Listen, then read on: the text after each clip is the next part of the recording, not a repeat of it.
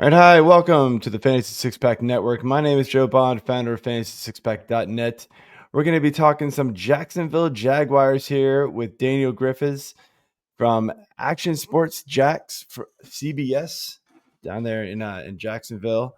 How's it going, man? Thanks for coming on. Oh, thank you for having me. I'm getting excited. Football for everyone except for a couple of teams. Football starts this week, and really excited to actually start to get to see some of the players that are new to all the teams, specifically me for the Jaguars. But it's really a chance for hope and opportunity in the NFL, whether it's the players or the teams themselves. Yeah, and you guys have a very exciting player. We will get into that one for sure. But before we do that, just remind everybody, hit that subscribe, like buttons, leave those comments. We love to hear from you. And jump over to fantasysixpack.net. Become an all access member. You're going to get access to the award winning rankings, the draft cheat sheet, our DFS and betting advice during the season, player projections, and other goodies as well. F6P Pods saves you 15%. All right, Daniel, let's jump right into things here. And look, Trevor Lawrence has had a kind of a rocky career. Let's be honest; it's been up and down. Started off bad, and not totally his fault, but it's gone, in a myriad of ways. Liam Coen comes in. There's a lot of hope here with what he did in Tampa.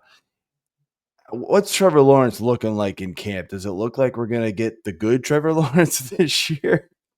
That's the hope, especially with Liam Cohen coming in, as well as some of the weapons that they have. Mhm.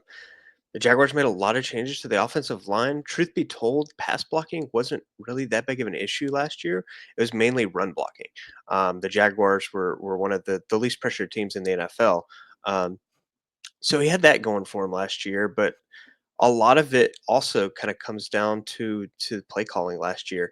They just didn't get the ball. They just did not throw to BTJ when Trevor Lawrence was a quarterback, and they didn't really start focusing him until the second half of the season. And then you saw him go, for 1,300 yards and finish third in the NFL. But the first half of the year, it was still very much the Christian Kirk, Gabe Mhm. Davis, Evan Ingram style offense, and the Jaguars didn't focus on BTJ very much at all. He actually got into a groove. They started ugly last season with losses to Miami and Browns games, which they really should have won both of those. But he got into a groove in the middle half of the season and was doing really well up until that Eagles game where he had a shoulder injury, and then obviously the concussion to Aziz Al Shair that took him out basically for the rest of the season. But he's looked a lot better in camp. So that's really great to see. A lot of it also just comes down to your environment with Liam Cohen, Grant Udinski. The weapons are a lot different from him. He's already, we'll talk about it later, got a pretty good relationship and connection with a couple of the receivers. That's really awesome to see. Um, but you mentioned the struggles. A lot of the easy stuff just was very difficult last year. Unfortunately, like I said, they weren't really pressured that often. He had a 71.8% completion percentage in the short area of the field, which was 33rd out of 35 quarterbacks. Um, but to be fair to him, the Jaguars were 31st in running crossers, slants, and digs, which crossers used to be like a staple of the Doug Peterson offense, and they just completely went away from it. They were dead last in crossers last year, Hmm. um, and Lawrence was first in completion percentage on those routes. So it makes no sense to me. He led the That's NFL, interesting. and they were almost last in running those routes. As far as deep ball thrower, he's still one of the best in the NFL.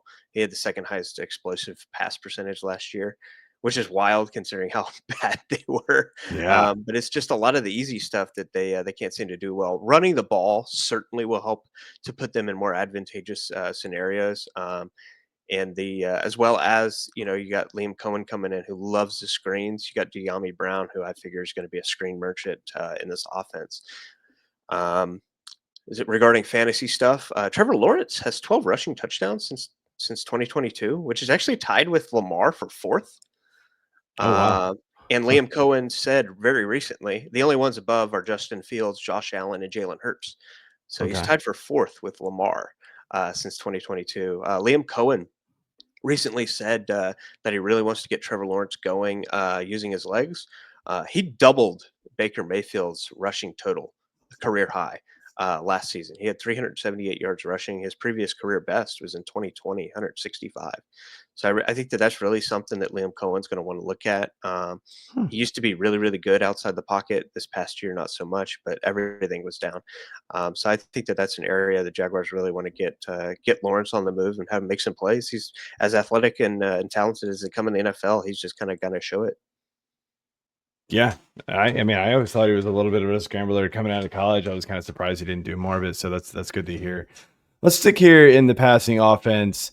And of course, the big new toy traded up big time for him in the draft. Travis Hunter.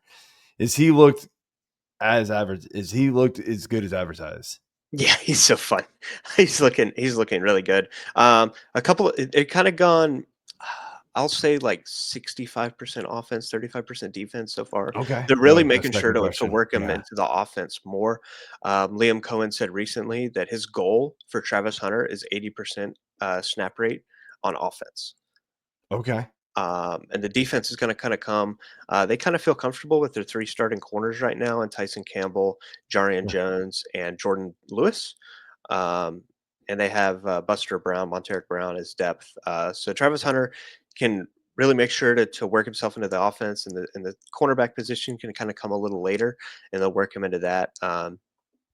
Even when he is playing offense, he's been alternating days. So one day he'll wear teal for offense. The next day he'll come in and primarily work defense in white. But he has been working with the cornerback room even when he is when it's an offense day. But the contested catch stuff is an area that the Jaguars have really really struggled. They were 30th in the NFL last year. And he was a guy. He has the highest career contested catch coming out of college since at least 2014 for a first round receiver. Okay. That's as far as the data goes back. So that's really an area that the Jaguars have struggled. That I'd really like to see him come in and play. He was mostly an outside guy at Colorado. Hmm. The Jaguars, Trevor Lawrence especially loves to target the slot of active career NFL quarterbacks. He has the second highest targeted in the slot.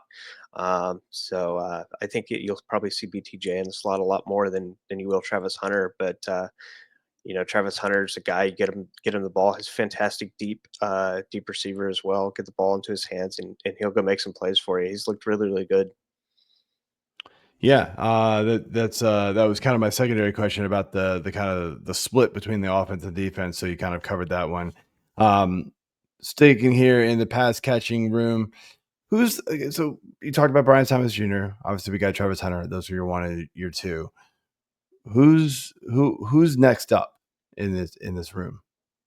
De'Ami Brown, and that was what I was. Him and Trevor Lawrence have been have a nice little connection in Okay. camp. He's looked really really good. Um, Liam Cohen got to see him firsthand in the playoffs. Dami Brown killed the Bucks. Um, Dami Brown actually had the second most yards in the playoffs of any receiver, um, and I think that that's kind of what led Liam Cohen to and James Gladstone to pick him up in free agency. Incredible yak guy, and especially with Liam Cohen's love for screens, and that's kind of how the NFL is trending in directionality wise, anyways, is shorter pass games. Um, rather because of the two high shells that you have. Thank you, Patrick Mahomes and Josh Allen. But Mhm. NFL quarterbacks are throwing shorter now than ever. That doesn't really behoove Trevor Lawrence, who's a fantastic deep thrower and a little more inconsistent on the short and intermediate stuff. But Dami Brown averaged 7.6 yards after the catch per reception last year, which was eighth out of 110 receivers. He didn't play too much, Mhm. but that figures to change in this offense, and I think that he's him and BTJ will probably alternate outside and in the slot. Like I said, Trevor Lawrence loves to target the slot, and it's why part of the reason that BTJ led the NFL in slot touchdowns last year. He had seven. Yeah. What about Brenton Strange? I'm curious what you think of him, slotting in now that Ingram is moved on. What do you see him doing this year? Yeah, so I mentioned that Trevor Lawrence loves to target slots. He also loves to target tight ends. Yeah. Of active quarterbacks, he's targeted tight ends the fifth most, as a big reason. Evan Ingram is a huge part of the offense, but Liam Coen and company really felt like they wanted more out of their tight end as far as blocking is concerned. And that's something that Brenton Strange is much more comfortable with than Evan Ingram was. Um, he really had, several games where he had 4 games of over 50 plus yards, and he Yeah. was a, in and out starter with Evan Ingram's injuries. And now with Evan Ingram, I think he offers a lot more in the red zone than Ingram ever did. Ingram's never really been a touchdown guy, especially in Jacksonville. The Jaguars kind of looked elsewhere for their receiving touchdowns. But I think that Evan Ingram's a touch up there. I don't think he's gonna produce fantasy wise or just stats wise the numbers that Evan Ingram did. Evan Ingram almost broke the all time tight end reception record in the NFL in a single season. So I don't think he's going to be touching those kind of numbers, but I think that he's definitely going to be a big part of this offense. Liam Cohen loves tight ends as well as Trevor Lawrence, and I'm really excited for Britton Strange. Yeah. I think excuse me, I want to say he had a pretty crazy game in week 15. It is. I'm looking it up. 12 targets and 11 receptions. So I know everybody looks at that. It's like, oh boy, like we got a tight end one. Maybe slowly roll a little bit, but I think he's gonna be all right this He year. he had another fantastic game, in the middle of the season. I forget exact I think Green Bay. I think it was Green Bay. He wasn't even a starter. Um, 5 targets, 5 receptions, 59 yards. and Yeah. the very next So game, he had 9 snaps, and it just yeah, made it's no sense to zeros.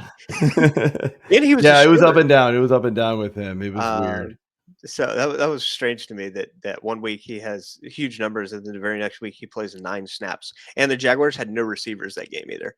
Austin Trammell was one of our starting or was playing that game. It was a really tough game in Philly. That's Um, interesting. Yeah. No, it'll be interesting to see what he does, especially with Travis Hunter coming in and De'Ami Brown as well. So, all right, let's jump over here to the running back room, and it's crowded. Travis Etienne is still there. We got I'm blanking on his name right now. Bigsby. Bigsby, and then they brought in my Hokie, Bashal Tootin. So who's the guy that's looking the best in camp and looking like they're going to be running with this backfield, or is it just a pure split at this point? I think it's pure slit, and I think it goes beyond Tootin too. They Oh drafted boy! LaQuint Allen from Oh Syracuse. He right, actually led yes. FBS in receptions, and especially in Liam Cohen, who loves to target running backs out of the backfield. I think that you'll see probably a split of Tootin and Allen on third down. Hmm. You'll see obviously ETN as well, but they really avoided the Jaguars avoided using Bigsby on third down last year. He's not yet comfortable with that. I'm not sure if they're going to continue that. ETN's not a very good pass blocker. He allowed the second most pressures of any running back last season. So I think the Jaguars really went out and wanted to focus third down backs. Tootin's solid enough. LaQuint Allen's a really good receiving back. So I think that was why you saw the Jaguars go and get 2 running backs in the draft. Um, you're familiar with Tootin. He's the second hardest running back to tackle in this year's draft outside of, uh, oh goodness, Ashton Gianti. Yeah, Um, Genty. He's looked really good. I mean, the speed is off the charts. Yeah, He is tied for the fastest NFL active running back right now with Devon A. Chain at 4.32. yeah. 40-yard dash. I'm not including pro day times, but dude's fast. Really good at breaking tackles. Fumbling has already been a concern in camp. Oh boy, Um, that'll get you benched real quick. yeah, so that's a bit of a concern, but the Jaguars really like Tootin and all the things that he can do. I think he's probably the Jags' most versatile back as far as what they want to use him for. Um, I'm really hoping for an ETN bounce back season. He was kind of banged up last year, didn't really play all that well. He started out okay, and then had a dreadfully costful fumble.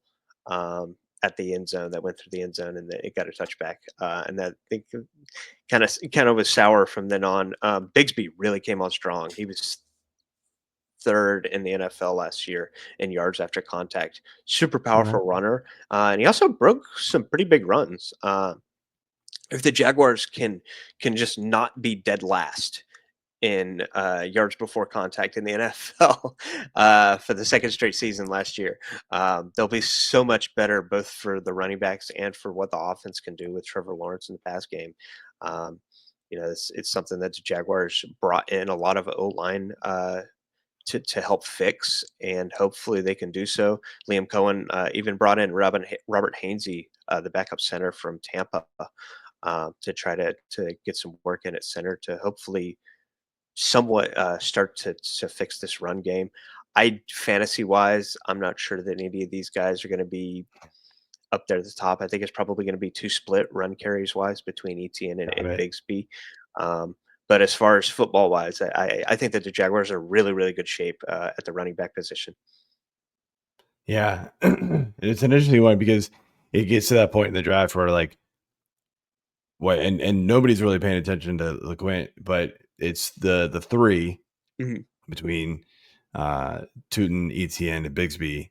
They all kind of show up in the draft room right around the same time in the queue and on everybody's draft boards and rankings and things like that. And it's just kind of like, do I want to take the risk on any one of them? Do I want to take like because if you hit one of them at that price, it's awesome. But what you're kind of saying is it made it like none of them are going to hit. So I think ETN and Bigsby will see a lot more, considerably more snaps than Tootin. okay, Um, but the Jaguars may look to Tootin a decent bit on third down. I will say, especially in the red zone, the the Tampa Bay Bucks had was it Rashad White had 6 receiving touchdowns last year as a running back. okay, So that's an area Liam Cohen likes to draw some throws up to running backs. I would suspect that to be ETN. Maybe you see some as Tootin there. The all right, Jaguars only had 3 receptions in the red zone last year to running backs, so I'm I'm okay with that. Tampa had 18. oh wow, yeah, that's a big difference. All right, to finish things up here, I like to ask this question to everybody that comes on. Just a guy that's looking good in camp, a little under the radar. People, not at the top of their head, when they go into draft rooms that fantasy managers should maybe not draft, but somebody they should just keep an eye on and keep in their back pocket. Not the defense. I think that the defense it has to be better. It can't be worse. Um, fantasy wise, but I don't expect them to be like top 12, top 15. So Sure. uh, the joke answer is Cam Little, who I think Okay. is already one of the best kickers in the NFL. But you guys probably aren't looking for kickers, so I'll That's say fine. Parker. I'll say Parker Washington, Okay. who still looked really good. Jaguars had some injuries at receiver last year with Gabe Davis and Christian Kirk, and Parker Washington really stepped up for the Jags. Um, it was kind of him and BTJ as the sole receivers for the Jaguars, and he still looks really really good for in camp. Um, him and De'Ami Brown both look really good with Trevor Lawrence, and I'm excited to see what Parker Washington can do. He may not get the super big numbers, to warrant top draft material, but he's a guy that has and still looks good in camp that I'm excited to see in this new offense if he can take that next step. Yeah, and if the worst happens and there's injuries, that's always a guy that you should pay attention to. He's been on rosters many a times. I'm sure of it. I've picked him up, so Mhm. I definitely got the skills to do it. All right, Daniel, I want to thank you for coming on. This is great information. Before we close out, just give you a chance to plug yourself and let everybody know where they can find you. Oh, uh, yeah, I try to do both Jaguars and a lot of NFL in general stuff. Posting, I try to post on Twitter at least twice a day, some fun statistic, whether it's the Jags or whoever. I tweeted about Jalen Hurts not that long ago that he's so good on third and fourth down. Tush push is obviously a big part of that, but yeah, I try to be pretty active on there, as well as I'm writing an article for Action Sports Jacks in Jacksonville almost every day, Cool. both NFL and Jaguars content that primarily revolves around data, which I know you fantasy people are big fans of. So it gives you a pretty good idea of who's good at what, and maybe some players who have some weaknesses somewhere. But yeah, Twitter at Dan D Griffiths, and at Action Sports Jacks. Awesome. Sounds good. Definitely check him out. As you can tell, he brings lots of knowledge. I love it. Thank you for tuning in, and check out the rest of the videos. The little button pops up right around here somewhere, I think. So, see y'all next time. Thank you for having me.